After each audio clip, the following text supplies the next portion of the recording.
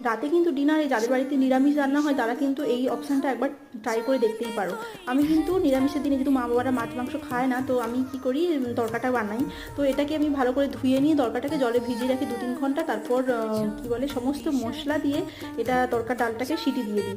তো খুব সুন্দর একটা ফ্লেভার বের হয়, আর একটা কি দুটো সিটি দিলে এটা মোটামুটি হয়ে যায়। তারপরে সমস্ত মশলা দিয়ে তরকার ডালটাকে তার মধ্যে দিয়ে এটাকে ভালো করে ফুটিয়ে নিই। তারপরে শেষে নামানোর আগে কিছুক্ষণ বাটার আর কাসুরি মেথি আর অল্প গরম মশলা দিয়ে নামিয়ে নিই। তো ঝটপট আর খুব সুন্দর সুস্বাদু এটা খেতে হয়।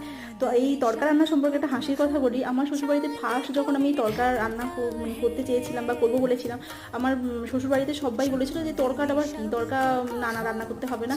আমার শাশুড়ি মাকে অনেক বোঝানোর পরে মা বলেছিল ওই ধাবাতে যে বিক্রি হয় কালো কালো খাবারগুলো, ওগুলো আমাদের বাড়িতে ওগুলো হয় না, ওগুলো খেতে হবে না।